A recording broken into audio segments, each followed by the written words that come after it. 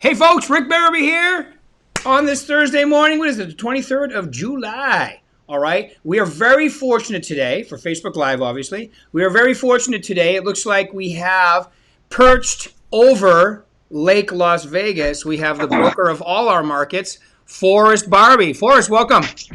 Hey, good morning. Good morning. Happy to be here.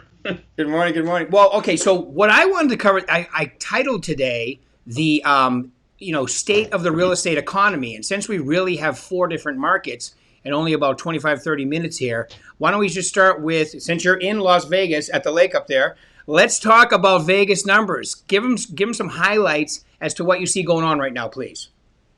Yeah, Vegas is fascinating. We're seeing the closings. We jumped 41% in closings last month alone. We're seeing a nice increase in the pendings. So people are getting out there and showing properties in spite of the governor. Yeah. Okay. And so we're doing that. What we're slipping on, other than the banana peels in here, we're slipping on taking listings. Right. Our listings for 2 months in a row have been flat. We're a couple hundred units this month ahead of last month at this time. But given the really, really high demand we've got, that's just woefully inadequate. Mm-hmm. So we need many more listings. As I've said, it's a Peter, Paul, and Mary song. Where have all the listing agents gone, right? I love it. I love it when people don't know this, but our offices are right next to each other. And Forrest's Ring is actually the lead to Hotel California, which is one of my favorite leads. So every time I hear that, I'm like, I love that song.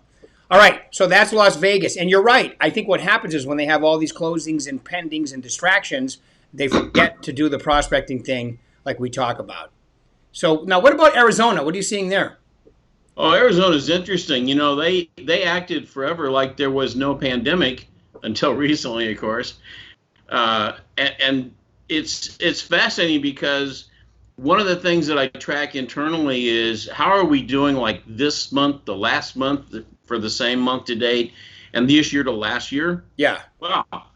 Arizona is the one market where not only are they just killing last months in the middle of all this, even with all the difficulties they're having down there, but they're also ahead of last year at this time, right, in terms of closings as a market.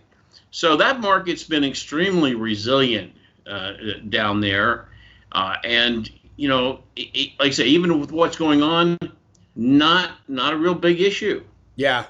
Yeah, and okay, so just back up for 1 second now, and I agree with you, Arizona up until recently. But what about Nevada compared to this year versus last year? How are we doing there? We're a little behind. We were, as a market, going into June, we were 12% behind last year. We went through June, which was another very challenging month with more restrictions. And yet, because we didn't get to phase two, so we had the additional restrictions that were extended, and yet we only lost another 1%. So we went from like 12% behind last year to 13% in a month where we could have really had a different outcome. So that's very optimistic, and we're all just getting out there and doing our thing now. And of course, what makes that so challenging for Nevada compared to the other states, as far as I know, we're the only state that still will not allow tenant-occupied homes to be shown, even with the permission of the tenants. I know, it's kind of crazy. Yeah, but if you look at July, we're eating up some of that behind from last year. I mean, I think we're going to end up probably in single digits behind after July, maybe even closer than that. Oh yeah, we could end up the year maybe in that 5 to 10, somewhere around 8% behind last year with the kind of momentum we've got. Maybe not so much on the unit side because the number of units below 250-300 is really contracting. Yeah. And that's in both Arizona, Nevada, and the desert. Yeah. So those home price points are going away, but we're having a strong market run in all those markets in the 400 and above, 700 and above, doing quite well. Yeah.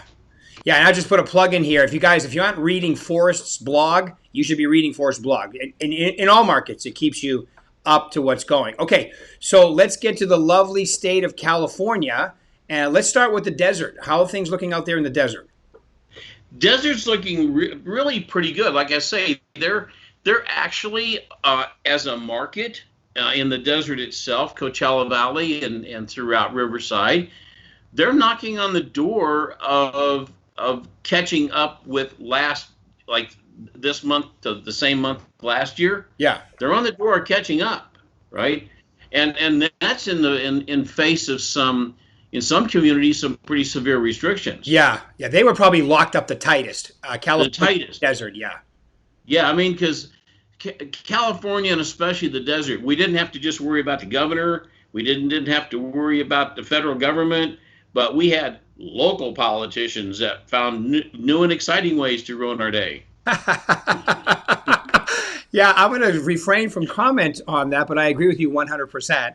Well, they were justified. It's not they weren't justified. It's just that, we don't need any more challenges. No, we don't need any more challenges. I agree. I was, but look at Dwayne and Vicky and, and Gina and, the Palm Springs office is number one in that market right now, too. Just took over. So they're still cranking. But you're right. They really dipped and then came back really fast, though, the desert. So right now they're kind of cruising at the same pace or even a little ahead of last year's pace at this time. Would you agree? Oh, yes, totally. But they still got a little room to make up, but we still have five months and a week of closing, so we got time to catch that and hopefully surpass. Totally. And I think it's all doable. Yeah. You know me, I'm super optimistic, so I think we can do that. All right, so now OCs, as they would say, save the best for last. How's things going in the OC? OC was kind of flat for a while. It's the one area, particularly the very high end of the market, because it is all high end. It's it's in a world unto itself. The median and the average sales prices for single family just bounced around. So they're a little bit down, 4 or 5% down. But given the struggles in the extreme high end of the market, that's not surprising. On the other hand, we're still seeing the OC market and our offices especially really rebounding in both pendings and listings taken. Yeah. So the availables there are picking up. I was just shocked last week as we've talked. It's like I looked at last week's numbers and I did a double take, particularly in OC and in our offices there, to figure out this looked like the last week of a month instead of the mid-month because of the just overwhelming number of fantastic closings we had there. Yeah. That got me. I was saying, I wonder if we can stay close to this pace, but that would be pretty incredible if we did. Yeah, that's a huge pace. I mean, that will have Larry dancing a jig for them. Yeah. It's funny you said, I was talking to Larry yesterday and he said, Larry Tate, everybody knows who LT is. And LT said, we have 0.6 months of available inventory right now. I'm like, 0.6? That's got to be incredible. Yeah, that's their biggest challenge. I was talking to another broker down there earlier in the week for different reasons. He was echoing that same sentiment and saying this is the lowest he's seen inventory in 21 years. Well, if they keep up with their restrictions and, a few other things going on, I don't want to get political, but a few other things, they might chase a bunch of those people out to Arizona and Nevada anyway. So we'll get some really good listings out there. Well, I can just empirical evidence. Yeah. I'm aware of several FaceTime viewings by California potential residents for here through their agents. So yeah, they're looking here. They're looking. Yeah, they are. They're looking here. Well, think about this. If I'm a baby boomer and I'm in California, whether I'm in the OC or San Diego or LA County, and I say I've owned my house for 30 years, 25 years. I paid $50,000 for it. It's worth $750,000 to $1 million now, and I can move to Arizona, California, or even the desert of California and lower at least my cost of living. I can buy twice the home for half the money, or not twice the home, but a little bigger of a home for, So it makes a lot of sense to consider that option.